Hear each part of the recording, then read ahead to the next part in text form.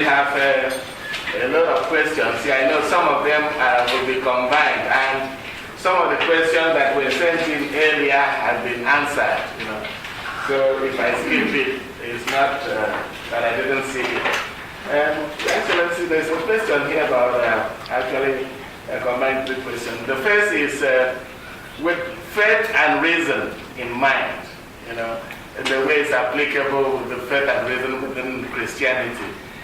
What is the place of faith and reason in Islam? And maybe tap on to that is, can we truly, or is there a possibility of separating church and state as we know in Christianity?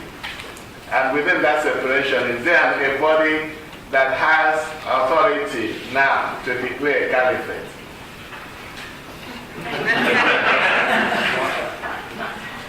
Faith and reason, well, this would be a long discourse because there has, I mentioned the Shia Muslims with their philosophical tradition. There is also within Sunni Islam a philosophical tradition. But the outlook, I would say, in Islam, in Sunni Islam particularly, is closer to Judaism than it is to Christianity, in the sense that it is the law that counts rather than reflection. So it is not so much, for instance, in Sunni Islam, theology doesn't really exist. Theology is more or less confined to a defense of the uniqueness of God. It's Tawheed, which is another name for theology. And there are problems, theological problems that have been discussed, but much more important for Muslims is what should we do? It's orthopraxis rather than orthodoxy, I think. And that is much closer to Judaism. So there is a place for reason, and you find Muslims who are very willing to use their reason and reflection, but it's not the dominant thing. People often ask this question about authority. Is there any authority to make sort of pronouncements? And they say, don't the Muslims have a pope? And I think we Catholics tend to, I don't say exaggerate the role of the Pope, but we sort of magnify the role of the Pope. Because certainly, I mean, there are so many Christians in the world, and many Christians who don't look at the Pope as their leader at all. Of course, there are many people who do look at the Pope as their leader, even if he is not. But he doesn't speak with authority for the Pentecostalists or the Methodists or the Episcopalians. Not in the same way as Catholics. So why should we expect the Muslims to have somebody like the Pope? It's not normal. We want to have our way of looking at things and our way of behaving reflected in the other, but it's not like that. So within each country you have the religious authorities that are there. They are the scholars who have studied Islam, and so they're known for their. And within the Shia tradition, you adopt a scholar, and the more clients he has, the more important he becomes, in a sense.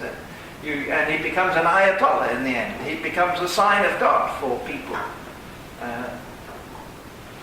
So that. Now, with regard to the caliphate, I think I answered that. The feeling is that no one has the authority to proclaim a caliphate. Certainly not an individual, certainly not a group. And as I said, Qaradawi says it is the whole ummah that has to appoint the caliph. But how can you do that? He doesn't say it. And to my mind, it's impossible. I don't know how they will come. There's a question here about the Ahmadiyya Muslim community. And somebody said, oh, is there a way to enlighten us more on that, since he thinks the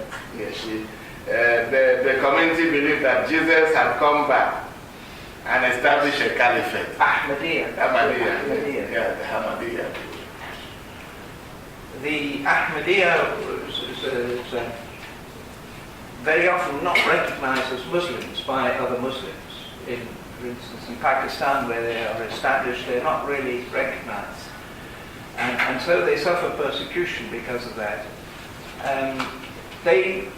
Why? Because there is a belief within Islam that Muhammad is the final prophet, and that after him there is no further prophet. The Ahmadiyya said that their founder, he didn't say there was a new prophet after Muhammad, but he said he had the gift of prophecy. So they're condemned as heretics because of that. And they have a belief in Jesus, that Jesus didn't die on the cross. He was taken down, he was anointed with a saving oil, and he recovered, and that he walked from Palestine to northern India, to Srinagar, and there he died and was buried. You can visit his tomb. Other Muslims don't believe in that story. But within Islam there is a belief that, because the main belief is that Jesus, yes, he was not crucified, or he didn't die on the cross, but he was raised up to heaven by God, that he is alive, and he will come back at the end of time to prepare the way for a reign of justice, which will be according to Islam. So Jesus will come back to prepare the true Islam that will be practiced at the end of it. Now there is this idea of a Mahdi, of one who is the rightly guided one who is coming back. My colleague in John Carroll University, Zeki Saritoprak, has just published a book on Islam's Jesus, which is all about this eschatological role of Jesus. So if you're interested in that, get Zeki Saritoprak's book.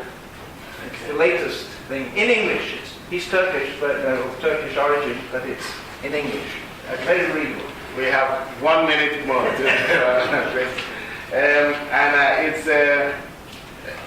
about the OIC. And then the acceptance of the Universal Declaration of Human Rights. He said, how is that in relation to the Cairo Declaration of Human Rights? That it seems some of the Islamic states don't accept the Universal Declaration of Human Rights. How does that translate into dealing with others who are non-Muslims in the country? Well, the certain Muslim countries objected to the Declaration of Human Rights of the United Nations because they felt that it was too Christian in its origins, and so they developed their own declaration. There are different Islamic declarations of human rights, and one of the difficulties is with regard to freedom of religion and conscience, which in the Declaration of Human Rights, I think, includes the possibility of changing one's religion. If you are brought to a new conviction, there is a principle within the Qur'an of no compulsion in religion, and this is upheld by Muslims, that there is no compulsion to become a Muslim. But once you become a Muslim, you are compelled to stay. There is no freedom really to walk out of this religion. So this is very difficult. And the question of apostasy, of someone, this has all sorts of ramifications. We could continue on well beyond the 1 minute that you said. there is a continuous problem, I think, with regard to human rights, and it is, I suppose, Islamic viewpoint and a Western viewpoint, which is ultimately, in some ways, based on Christianity, and which therefore is resisted. I think we have to emphasize, and we can with Muslims, human dignity, if you like, and see what reflects the real human dignity of the one who has been created by God, and who is loved by God and preserved by God, and on that basis that we could work together. I have an interesting quote here from somewhere. It said, a scholar named Mohammed Abdul returned from conference in Paris in 1881 and said, I traveled to the West and found Islam, not Muslims. Upon my return to the Middle East, I found Muslims, but did not find Islam.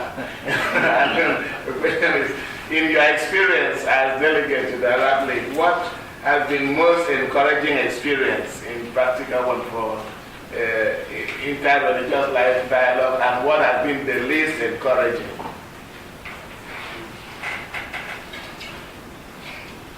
The experience of the Arab League was not terribly encouraging, I must say. There are such difficulties within the Arab world, such rivalries between the different countries, that it is extremely difficult for them to work together. I must say that the people were good people. You know, the head of the cabinet of the Secretary General of the Arab League, he would give us very good briefs on what was happening in the Arab League, and was very open. But you could see that they had extreme difficulties in doing things. What would be the most encouraging? Well, I think the most encouraging for me is maybe a change not in the Islamic world, but in the Christian world, in Egypt. That is the new Coptic Pope, Tawadros, who has shown himself to be much more open to other Christians than his predecessor. I liked his predecessor, Pope Shenouda. I am a very interesting person, and a person with a sense of humor, joy, but he didn't have much time for Roman Catholics, really. And Tawadros has been immensely different. And there have been also, because it's on the same line, very good relations between Tawadros and Al-Azhar. And they are, I think, really working together in Egypt. And this, for me, is a great sign of hope. And the actions that are being taken, the initiatives that are being taken, I think are very good. And they are backed by these two heads. And so I hope that they will produce some fruit. Last question. Is it just very quick? Do you know, are there different translations of the Qur'an, or would that be the reason why somebody misread it and started the jihad, as you explained earlier, that the jihad as we know it is not what the Qur'an says? There is one version of the Qur'an in Arabic, and that is the Qur'an. There are variants in the way it is recited, but basically there is one Qur'an in Arabic. Now, there are no translations of the Qur'an. There are translations of the meanings of the Qur'an. The translations are not the Qur'an. You cannot use the Qur'an to translate it in your prayer. It has to be in Arabic.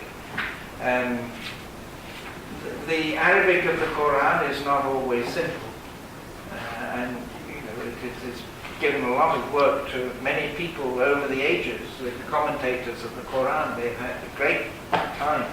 in examining what are the meanings of each verse, and so it's quite easy for people not to understand it properly.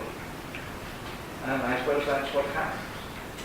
When you take a verse out of its context, you don't see it in the way you should be seen, it's easy to misunderstand. And if you're working on translations on the basis of a version in another language, then of course that becomes even more difficult or dangerous, if you like. I must confess that I am giving a seminar on the Qur'an at John Carroll University to people who don't know any Arabic, so we're having to use an English translation. I'm always saying, but I don't agree with it. It's done by a Muslim, it's done by a man who knows the Qur'an by heart, because I've been with him in one of these meetings, and whenever we wanted a passage of the Qur'an to be read, he would recite it. And we'd pass him a Qur'an and say, no, I don't need the Qur'an. That would distract me. And he knows it by heart, and he recites any passage you want by heart. And so, he knows the Qur'an, he's lived the Qur'an. But even so, I find sometimes the English is not right, and I look at another translation, and I prefer that. And so there it keeps the class going. On that note, we answer